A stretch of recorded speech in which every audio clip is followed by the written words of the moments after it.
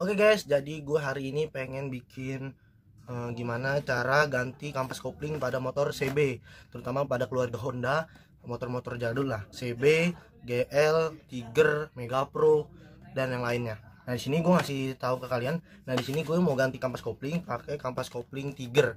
Nah di sini gue pakai yang ori. Kenapa gue pakai yang ori? Karena bahannya itu beda. Bahannya itu lebih bagus dibanding sama bahan yang lebih biasa. Nah, gue di sini menggunakan kampas kopling ori pada Tiger, itu harganya sekitar 100.000. Nah, ada juga yang lebih bagus, yang lebih bagusnya itu sekitar 120.000. Tapi di sini gue pakai yang 100.000 yang ori, yang bagus. Nah, di bawahnya itu ada yang sekitar 40 sampai 50.000 yang tadi itu bahannya itu beda. Kalau gue bilang sih, kalau misalkan kita mau ganti part pada mesin itu lebih baiknya itu yang ori, karena nggak usah nanggung-nanggung. Ibaratnya nggak usah nanggung. Jadi kita mendingan pakai yang ori aja guys, biar lebih bagus pada motor, biar nggak slip juga. Dan ini juga bahan kampasnya itu lebih enak lah, biar kalau kita biar nggak slip dan biar apa sih namanya, keset, biar enak itu.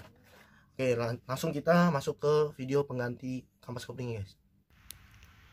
Oke, jadi di sini gue pengen bongkar salah satu motor temen gue, yaitu motor CB yang basicnya itu GL 100. Kebetulan di sini dia kampas koplingnya udah agak-agak nggak enak. Jadi di sini gue mau coba ganti. Nah, langkah pertama yaitu kalian siapkan kunci 8 untuk membuka bak kopling ini. Buat kalian yang pengen ganti kampas kopling di motor apapun, gue saranin di sini menggunakan kampas kopling orinya guys. Karena kenapa? Karena kalau kita menggunakan kampas kopling ori itu lebih, tarikannya itu lebih enak karena lebih ngegigit lah. Jadi nggak licin lah ibaratnya, karena bahannya itu memang bagus. Nah, makanya gue nganjurin di sini pakai part ori, apapun itu yang berkaitan dengan mesin. Nah, di sini gue nganjurin hal itu guys. Karena kenapa? Kalau misalkan kita menggunakan barang nggak ori atau KW, itu takutnya nanti kita kerjanya 2 kali, jadinya nggak awet. Jadi baru pakai berapa minggu atau berapa hari, tiba-tiba udah nggak enak lagi, udah aus lagi. Ya seperti itu, makanya gue anjurin di sini pakai langsung yang bagus guys untuk bagian mesin. Hanya di sini gue lebih mementingkan mesin lah ibaratnya. Kalau misalkan ada yang rusak pada mesin, ya gue gantinya pakai yang barang ori guys. Seperti itu guys.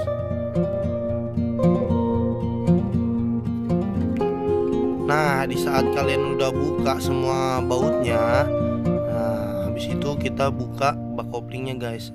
Nah, sebelum kalian buka bak koplingnya dan sebelum kalian kendorin atau copotin baut-bautnya, itu alangkah baiknya kalian itu boost step injekannya itu kalian kendorin guys sampai ke bawah banget, biar apa sih namanya, si bak koplingnya itu bisa kita lepas. Karena kalau misalkan kita nggak kendorin itu keganjel sama boost stepnya guys.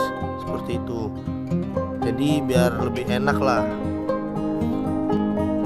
Nah, jadi seperti inilah untuk penampakan dari bak kopling motor GL 100 udah dimodif jadi CB 100. Nah, pas gue coba di sini gue colek, wah bener-bener nih parah guys. Di sini mungkin motornya kehabisan oli, olinya kurang.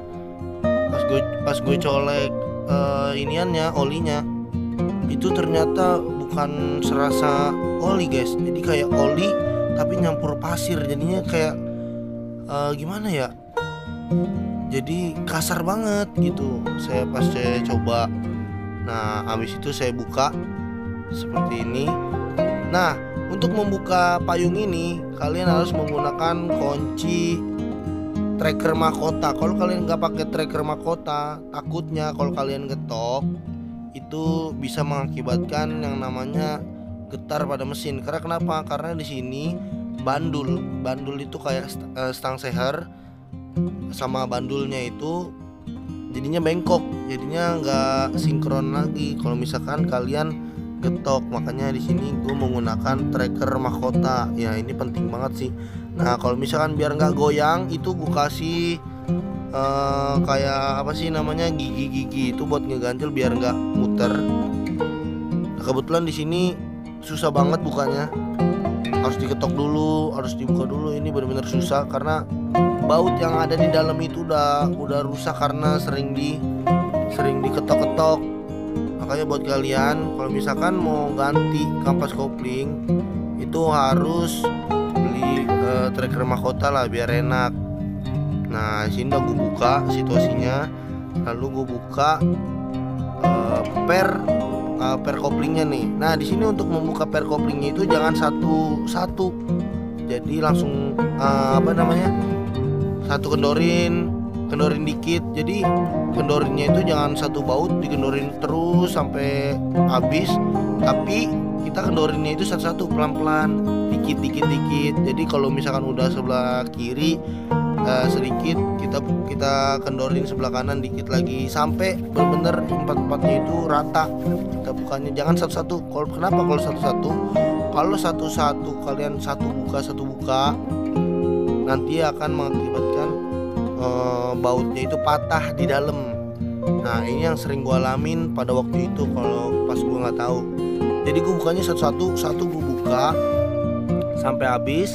Setelah itu baut kedua, baut ketiga, pas baut terakhir itu bautnya patah di dalam. Jadi otomatis ya kalau misalkan kalian bisa kalian akalin, tapi kalau misalkan nggak bisa diakalin, otomatis kalian ke tukang bubut, nambah PR lagi. Nah, ini pelajaran buat kalian juga yang pengen buka motor, ganti kampas kopling, apapun motornya itu, semua motor. Nah, makanya di sini gue ngasih tahu ke kalian apa sih namanya, ilmu yang gue tahu lah ibaratnya, penyebab yang misalkan kalian nggak tahu juga. Kalau misalkan bukanya satu-satu tuh akibatnya kenapa, ya akibatnya itu jadinya bautnya itu patah di dalam, jadi susah dibuka, udah nggak bisa dibuka. Maka harus dicoba lah, harus dibubut.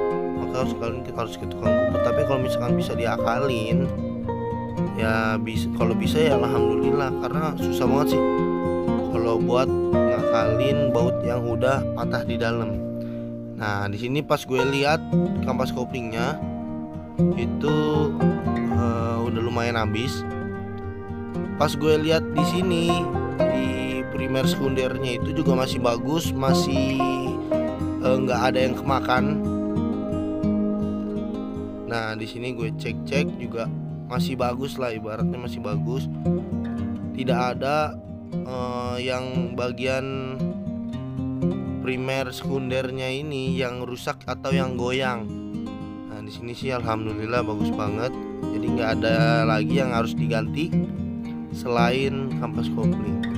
Makanya kalau kalian pengen buka pengen buka bak kopling itu harus kalian cek biar nggak nanggung. Kalau misalkan primer sekunder kalian ini yang saya pasang ini, kalau misalkan goyang atau kayak gimana gitu, udah nggak enak. Itu harus kalian benerin biar motor kalian juga enak.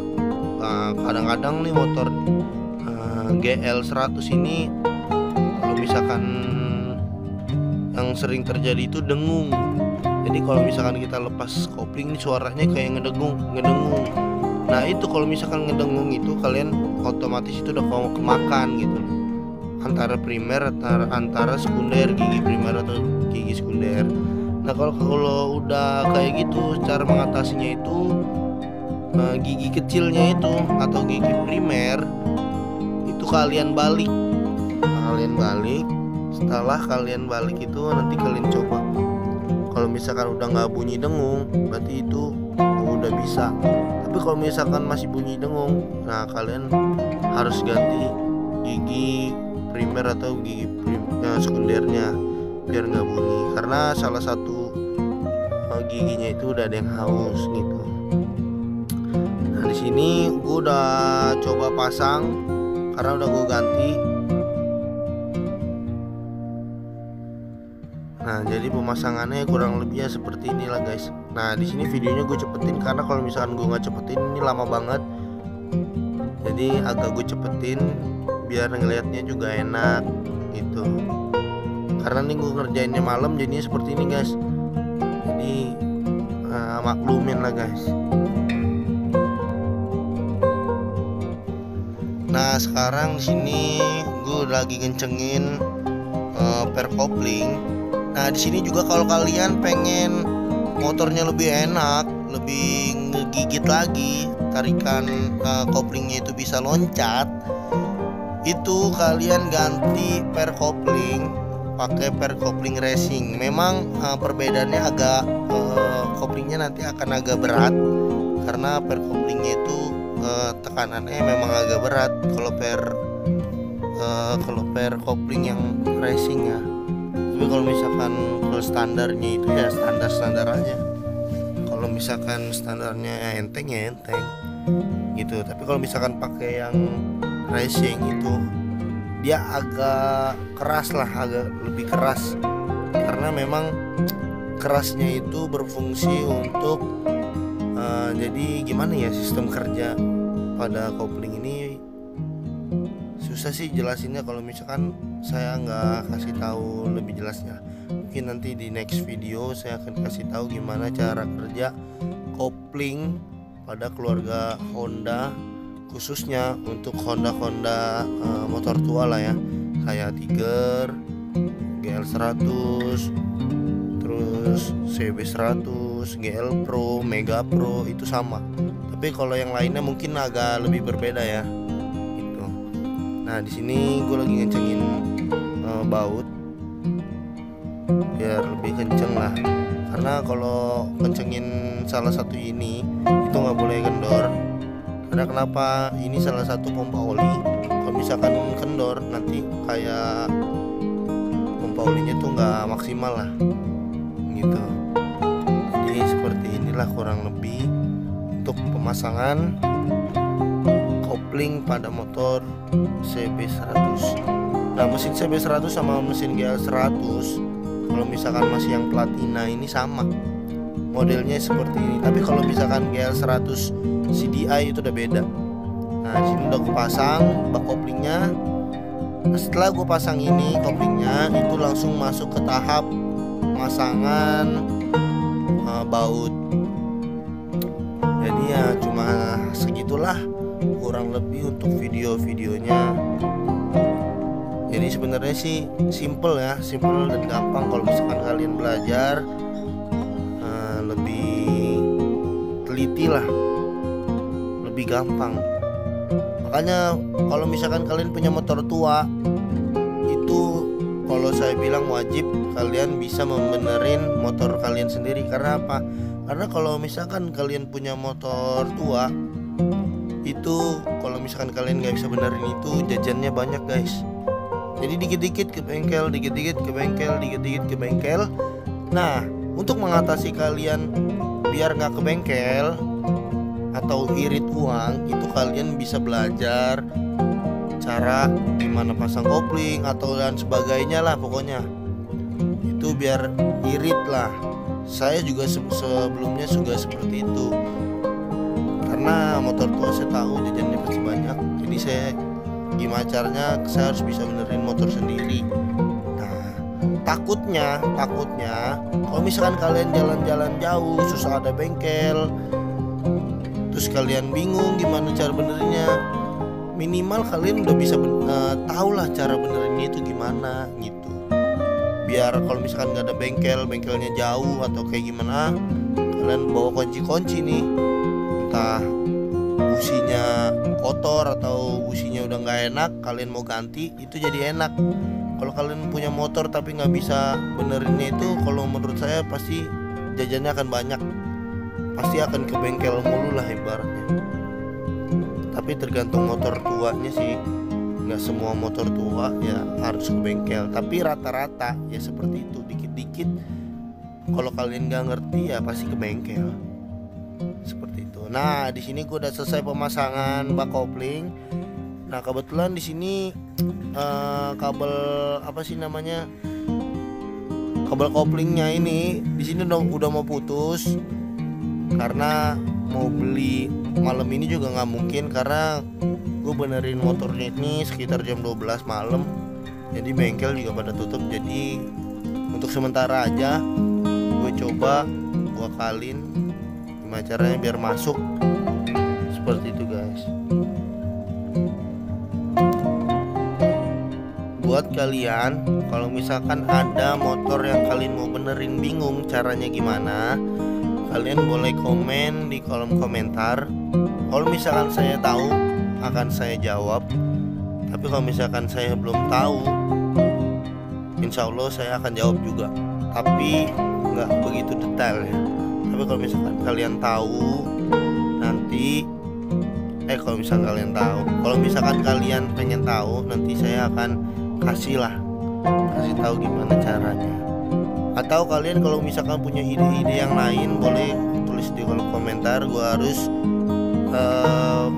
gimana benerin apa gitu kan yang harus saya benerin, biar kalian juga ngerti gitu loh dengan video gue yang ini gitu. Ini kurang lebih ya seperti ini cara pemasangannya guys. Nah di sini gue lagi pemasangan kabel kopling, kurang lebih seperti ini untuk pemasangannya guys. Oke guys, udah selesai pemasangan kampas kopling pada motor CB. Yoi. Jadi seginilah untuk pemasangannya. Pas dicoba jos Marco Cop. Thank you.